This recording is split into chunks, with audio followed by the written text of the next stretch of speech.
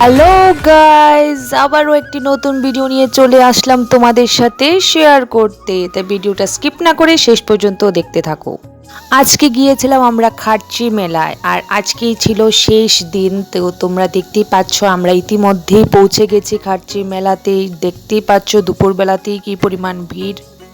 যাওয়ার পথেই দেখতে পাচ্ছি এখানে নাগরদোলা, আরও বিভিন্ন খেলার জিনিস। আর দেখো ওইদিকে আকাশ পুরো কালো হয়ে আছে, বৃষ্টি আসবে আসবে করছে। এদিকে দেখো ছোটা ভীম নাচ করছে, ঘুরে ঘুরে দেখাচ্ছে সবাইকে, তার সাথে কে কে ঘুরবে সেটাও বলছে যেন। আর এদিকে দেখো ফুলের খুব সুন্দর সুন্দর দোকান, এগুলি তুলে নিচ্ছি। ইতিমধ্যেই চলে এলো বৃষ্টি, আর আমরা এক পাশে দাঁড়িয়েছিলাম, তারপর বৃষ্টির মধ্যেই চলা শুরু করলাম। আর যাই হোক, খাটচি মেলায় কিন্তু বৃষ্টি কাউকে আটকে রাখতে পারেনি, সবাই চলছে তো চলছে, আমরাও চলছি। আর সাইডের কিছু ভিউ তোমাদের দেখাচ্ছি।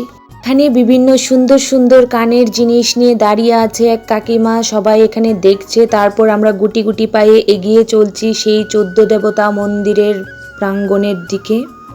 খাটচি পূজা আগে শুধু আদিবাসীদেরই পুজো ছিল, কিন্তু এখন সেটা জাতি ধর্ম বর্ণ নির্বিশেষে যেন সার্বজনীন পুজোয় পরিণত হয়েছে। রথযাত্রার শেষ দিন অর্থাৎ ফেরা রথের দিন থেকে শুরু হয় এই পুজো। 7 দিন ব্যাপী চলে এই পুজো। সাথে রয়েছে বিভিন্ন সাংস্কৃতিক অনুষ্ঠান ও মেলা। শুনে নাও পুজোর গান।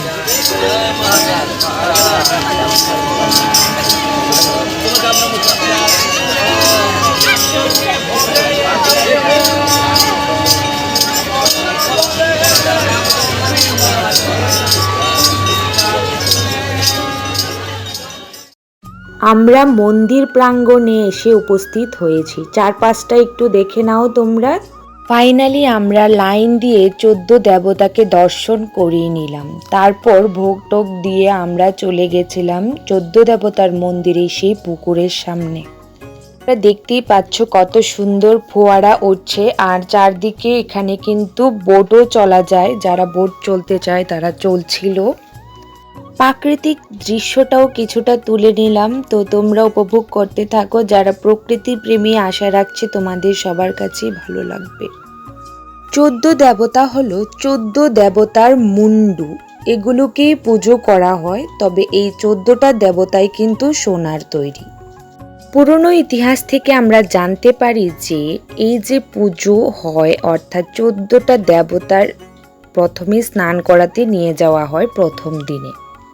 সেখানেই নাকি স্নান করাতে গিয়ে একটি দেবতার মুন্ডু হারিয়ে যায়। সেখানে কিন্তু আমরা 13টা দেবতার সোনার দেখতে পাই, আর একটা দেবতার মুন্ডু রূপোর তৈরি। বছরে এই 7টি দিনই এই মূর্তিগুলোকে অর্থাৎ আসল সোনার মূর্তি আর রূপোর মূর্তিগুলোকে দেখা যায়, অন্য দিন দেখা যায় না।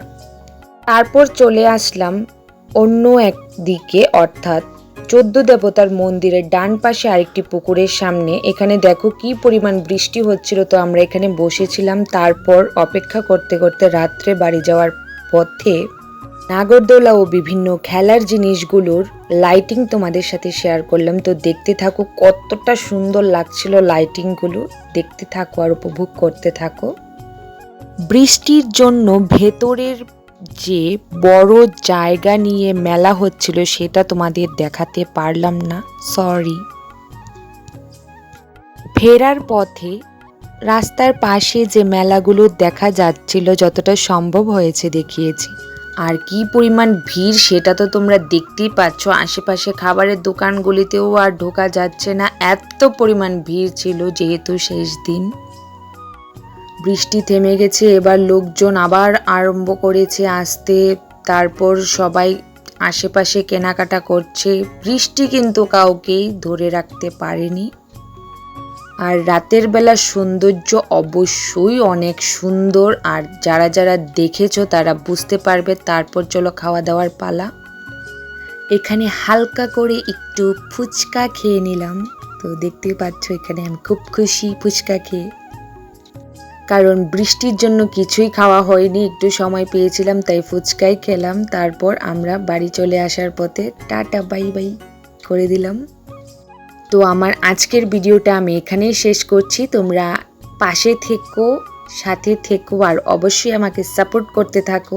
থ্যাংক ইউ সো মাচ ভিডিওটা শেষ পর্যন্ত দেখার জন্য।